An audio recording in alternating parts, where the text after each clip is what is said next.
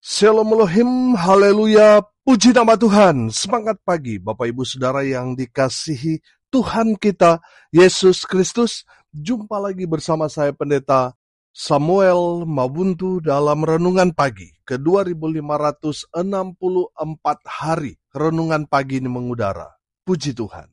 Bapak Ibu Saudara yang dikasihi Tuhan, sebelum kita membaca, mendengarkan, dan merenungkan firman Tuhan hari ini, mari kita berdoa, minta pimpinan Roh Kudus. Kita berdoa. Bapa di surga, berbicaralah kepada kami semua. Pakai firman Tuhan ini untuk menegur kami, menasihati kami, meneguhkan iman percaya kami, dan memberkati kami semua. Di dalam nama Tuhan Yesus yang adalah firman Allah yang hidup, kami berdoa. Amin. Haleluya. Bapak Ibu Saudara yang dikasihi Tuhan, bersama dengan saya kita akan belajar Alkitab dari kitab Kejadian sampai kitab Wahyu. Mari buka Alkitab kita. Kisah Para Rasul pasal 28 ayat 1 sampai ayat 10. Di bawah perikop Paulus di Malta.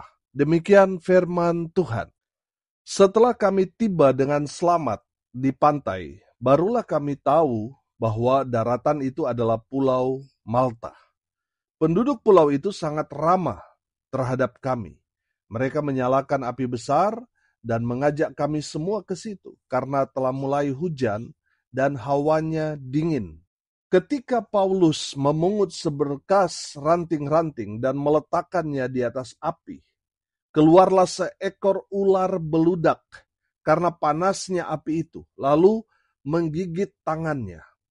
Ketika orang-orang itu melihat ular itu terpaut pada tangan Paulus, mereka berkata seorang kepada yang lain, "Orang ini sudah pasti seorang pembunuh, sebab meskipun ia telah luput dari laut, ia tidak dibiarkan hidup oleh Dewi Keadilan."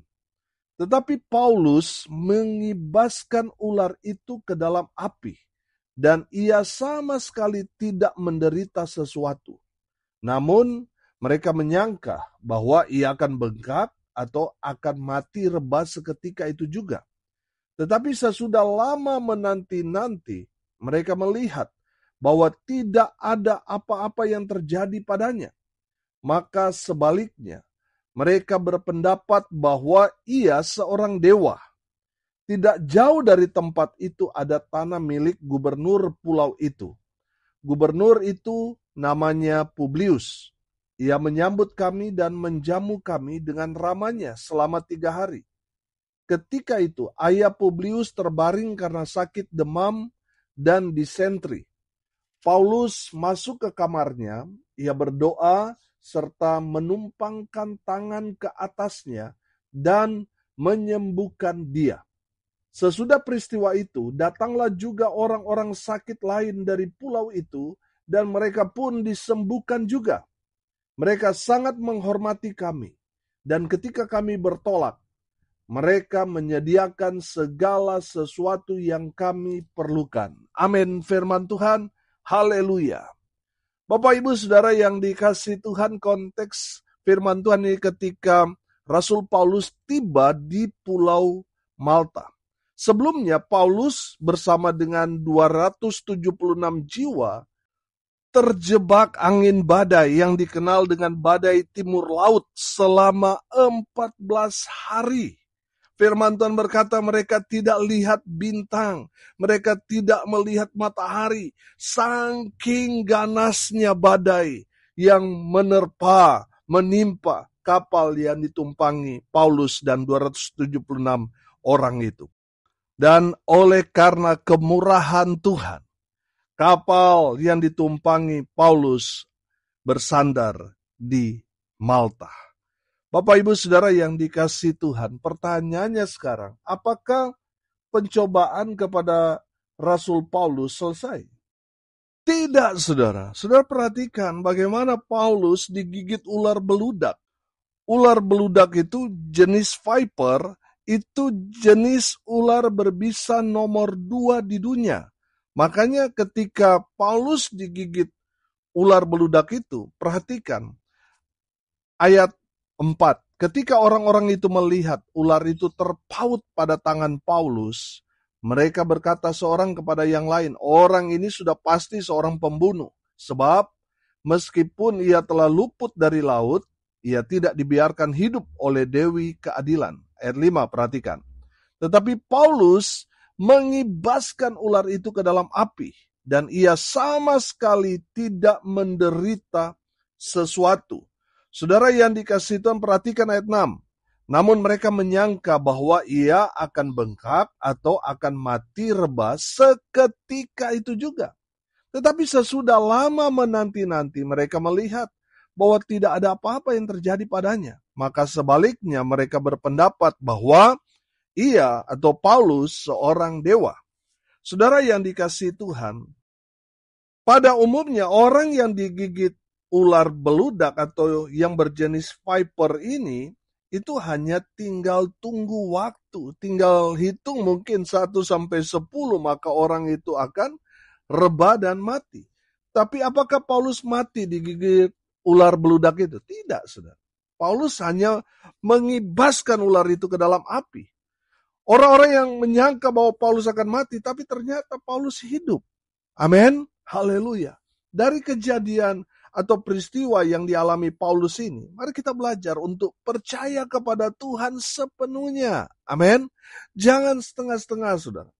Kita mau belajar dari Paulus. Yang pertama, Paulus percaya pada perlindungan Tuhan. Amin. Saudara yang dikasihi Tuhan, bukankah yang dilakukan Paulus adalah memberitakan kabar baik? Bukankah itu adalah perintah Tuhan? Nah, kalau kita menjadi pelaku-pelaku firman, saudara yang dikasihi Tuhan, saudara ada dalam perlindungan Tuhan. Amin. Saudara perhatikan Markus 16 ayat 17 dan ayat 18. Saya mau bacakan buat kita sekalian. Tanda-tanda ini akan menyertai orang-orang yang percaya. Mereka akan mengusir setan-setan demi namaku. Mereka akan berbicara dalam bahasa-bahasa yang baru bagi mereka. Ayat 18.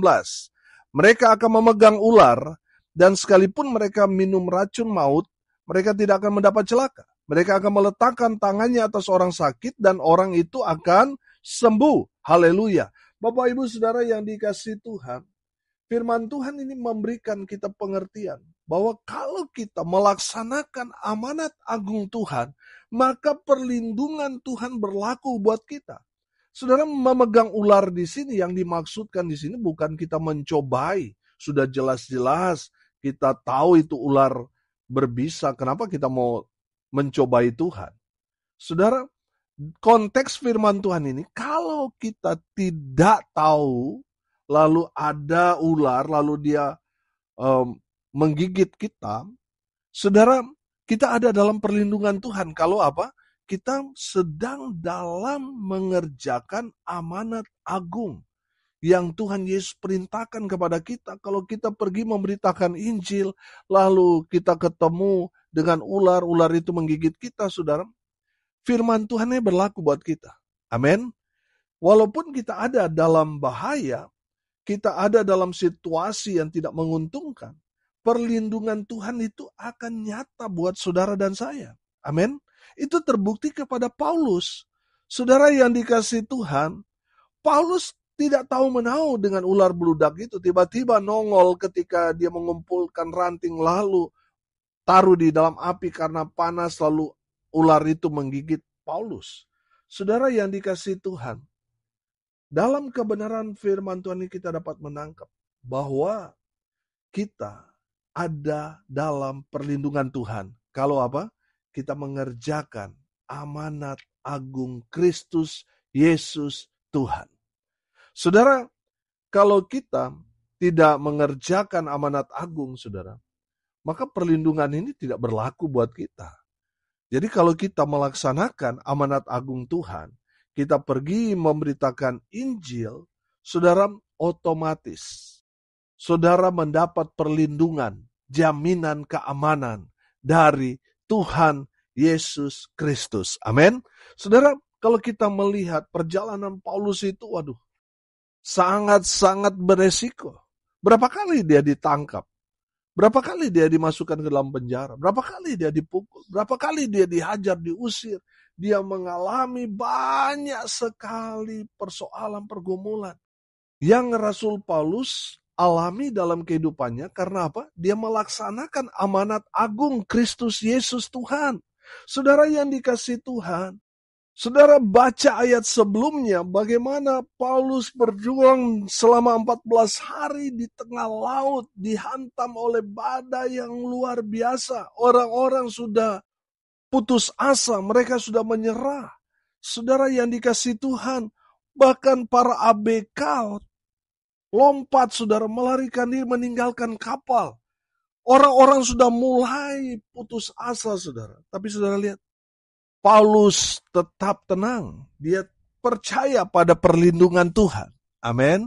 Saudara yang dikasihi Tuhan, saya tidak tahu apa yang menjadi persoalan pergumulan saudara. Tapi saya yakin dan percaya, kalau saudara mengerjakan perintah Tuhan, saudara mengerjakan amanat agung Kristus Yesus Tuhan, pergi beritakan Injil, maka perlindungan Tuhan yang dahsyat, hebat, luar biasa itu akan saudara alami sendiri. Haleluya. Bapak Ibu Saudara yang dikasihi Tuhan, perhatikan Paulus. Berapa kali dia ada dalam bahaya, tapi berkali-kali Tuhan tolong dia. Tuhan selamatkan dia. Kenapa? Karena dia mengerjakan proyek Tuhan, memberitakan Injil Kristus Yesus Tuhan kepada orang banyak. Haleluya. Saudara yang dikasihi Tuhan, yang kedua kita belajar untuk percaya kepada Tuhan dari peristiwa yang dialami oleh Rasul Paulus yang kedua. Percaya pada pemeliharaan Tuhan. Amin. Sudah perhatikan ayat 2 di sana. Penduduk pulau itu sangat ramah terhadap kami. Mereka menyalakan api besar dan mengajak kami semua ke situ karena telah mulai hujan dan hawanya dingin. Saudara yang dikasihi Tuhan, baca juga ayat 10. Mereka sangat menghormati kami dan ketika kami bertolak, mereka menyediakan segala sesuatu yang kami perlukan. Saudara, Rasul Paulus percaya pada pemeliharaan Tuhan. Amin. Saudara, kalau kita sudah menghambakan diri kita kepada Tuhan, Tuhan yang akan bertanggung jawab akan kehidupan saudara dan saya sebagai anak Tuhan, sebagai hamba Tuhan. Amin. Makanya saudara jangan takut.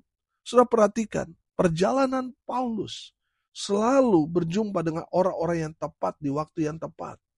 Orang-orang yang terkoneksi dengan surga, yang menopang pelayanan daripada Rasul Paulus. Amin. Jadi kalau saudara yakin bahwa saudara itu dipanggil Tuhan untuk melayani Tuhan, untuk menjadi hamba Tuhan, saudara nggak perlu takut dengan apa yang akan saudara makan besok, apa yang akan saudara mau pakai nanti di acara ini dan itu, saudara. Sebab Tuhan yang sudah menyediakan semua apa yang saudara dan saya butuhkan. Amin. Haleluya. Bapak Ibu Saudara yang dikasihi Tuhan, percaya pada pemeliharaan Tuhan. Makanya selalu saya katakan saudara, bahwa orang yang percaya kepada Tuhan, dia tidak hidup dalam kekhawatiran. Dia yakin dan percaya bahwa Tuhan sudah menyediakan segala kebutuhannya. Amin. Saudara yang dikasihi Tuhan, pengalaman-pengalaman kami dalam pelayanan, kami percaya Tuhan yang sediakan. Amin. Pelayanan ini bukan milik saya pribadi, tapi ini milik Tuhan. Dan kalau masih terus berjalan sampai sekarang, ini karena Tuhan yang memelihara dan kami percaya itu. Amin. Saudara yang dikasihi Tuhan, dalam pelayanan kami sungguh merasakan bahwa segala yang kami butuhkan, hal-hal yang kecil, hal-hal yang remeh-temeh sekalipun Tuhan perhatikan. Amin. Dan Tuhan sediakan. Makanya saudara, sangat-sangat meneguhkan kami bahwa kami harus tetap setia berjalan melayani Tuhan karena Tuhan peduli, Tuhan yang sudah menjamin, Tuhan yang sudah menyediakan segala keperluan dan kebutuhan kita hamba-hamba Tuhan. Amin. Haleluya. Bapak Ibu Saudara yang dikasihi Tuhan, percayalah pada pemeliharaan Tuhan. Percayalah sungguh-sungguh kepada Tuhan. Percayalah, andalkan Dia. Maka saudara akan melihat bahwa Tuhan kita adalah Tuhan yang dapat kita andalkan. Jangan andalkan manusia, saudara nanti akan kecewa. Andalkan Tuhan saja. Maka saudara akan melihat Tuhan pelihara saudara. Amin. Haleluya. Yang ketiga saudara, dari peristiwa yang dialami Paulus, kita belajar percaya seperti Paulus. Yang ketiga, percaya pada penyertaan Tuhan. Amin. Saudara perhatikan ayat 7 sampai ayat 9. Tidak jauh dari tempat itu ada tanah milik gubernur pulau itu. Gubernur itu namanya Publius. Ia menyambut kami dan menjamu kami dengan ramahnya selama 3 hari. Ketika itu ayah Publius terbaring karena sakit demam dan disentri. Paulus masuk ke kamarnya, ia berdoa serta menumpangkan tangan ke atasnya dan menyembuhkan dia. Amin. Haleluya. Saya yakin saudara, yang menyembuhkan ayah daripada Publius itu bukan Paulus, tapi apa? Tuhan Yesus. Tuhan Yesus yang menyertai Paulus. Sehingga di saat Paulus meletakkan tangannya kepada ayah gubernur di Malta itu, yaitu ayah dari Publius, terjadi kesembuhan. Amin. Saudara dengar ini baik-baik. Hargai dan hormati hamba Tuhan yang melayani saudara karena apa? Mereka adalah representatifnya Tuhan. Mereka adalah perwakilan Tuhan. Saudara yang dikasihi Tuhan, saya yakin dan percaya, yang menyembuhkan, yang mengadakan mujizat itu adalah Tuhan Yesus. Amin. Kita ini hanya perantara. Ada yang kita doakan mujizat langsung terjadi. Ada yang sudah berkali-kali didoakan tapi tidak terjadi apa-apa. Saudara, kuncinya adalah penyertaan Tuhan. Amin. Karena Tuhan ada bersama-sama dengan hamba Tuhan, dengan orang-orang percaya, maka tanda penyertaan Tuhan terjadi apa? Mujizat. Amin. Saudara yang dikasihi Tuhan, saya yakin dan percaya, Paulus orang biasa. Dia tidak hebat kalau tidak ada penyertaan Tuhan dalam hidupnya. Saudara mungkin orang yang sederhana, biasa-biasa saja. Tapi kalau Tuhan menyertai saudara, maka saudara akan melakukan hal-hal yang luar biasa. Amin. Dan sekali lagi, kita hanya alat. Kita bukan si pembuat mujizat. Makanya di saat saudara dipuji karena pelayanan saudara, ada terjadi mujizat, saudara harus sadar diri. Saudara hanya hamba, hanya alat. Kita tidak boleh sombong. Banyak orang baru berdoa terjadi jawaban mujizat sudah mulai sombong saudara. Mulai klaim. Saudara yang dikasihi Tuhan, hati-hati. Jangan mencuri kemuliaan Tuhan. Bertobat. Tetap berkata, ini semua karena Tuhan. Dan ingat, kita hanya hamba. Kita hanya alat. Kalau kita sombong, Tuhan akan pakai orang lain yang rendah hati. Amin. Bapak Ibu Saudara yang dikasihi Tuhan, dari kebenaran firman Tuhan, peristiwa yang dialami Paulus kita dapat belajar. Yang pertama apa? Paulus percaya pada perlindungan Tuhan. Amin. Sehingga saudara lihat bagaimana dia bisa lolos, dia diseret, dimasukkan ke dalam penjara, lolos saudara. Di tengah badai, lolos. Dikepung masa, lolos saudara. Karena apa? Paulus percaya pada perlindungan Tuhan. Amin. Yang kedua saudara, Paulus percaya pada pemeliharaan Tuhan. Saya perhatikan mereka 14 hari di tengah laut, badai, basah, lapar saudara. Tapi ketika mereka masuk ke Malta, orang-orang di Malta itu menyambut mereka, buat api unggun. Dan saya yakin percaya. Mereka potong hewan, masak saudara, untuk menjamu Paulus dan 267 orang yang ada di kapal itu. Haleluya. Itu menandakan apa? Pemeliharaan Tuhan yang sungguh-sungguh nyata kepada hamba-hamba Tuhan, kepada orang-orang yang percaya pada Tuhan Yesus. Haleluya. Dan yang ketiga kita belajar. Paulus percaya pada penyertaan Tuhan. Sehingga dia boleh mendoakan orang tua gubernur di Malta itu dan terjadi mujizat. Makin banyak orang datang untuk didoakan dan sudah perhatikan Paulus jadi berkat dimanapun dia berada. Amin. Paulus berdoa, mujizat Tuhan terjadi. Karena apa? Ada penyertaan Tuhan dalam hidup Rasul Paulus. Dan saya yakin dan percaya bukan hanya Paulus yang disertai Tuhan, tapi para pemimpin-pemimpin gereja saudara, orang-orang percaya termasuk saudara dan saya, kita semua ada dalam penyertaan Tuhan. Dan saya yakin dan percaya, kalau Tuhan boleh pakai Paulus, saudara juga bisa Tuhan pakai dengan luar biasa. Asalkan apa? Asalkan Yesus ada dalam diri kita. Maka saudara akan melihat mujizat akan dinyatakan dalam pelayanan saudara. Tapi ingat, kalau saudara mendoakan orang lalu terjadi mujizat, ingat kita hanya hamba. Amin. Mari kita berdoa. Terima kasih Bapa di surga, sudah memberkati kami, mengingatkan kami melalui kebenaran firman Tuhan ini, supaya kami tetap percaya sungguh-sungguh kepada Tuhan, percaya pada perlindungan Tuhan, percaya pada pemeliharaan Tuhan, percaya pada penyertaan Tuhan dalam hidup kami. Terima kasih Bapa di surga. Berkati semua pendengar dimanapun mereka berada. Tuhan memberkati hidup mereka. Rumah tangga mereka diberkati.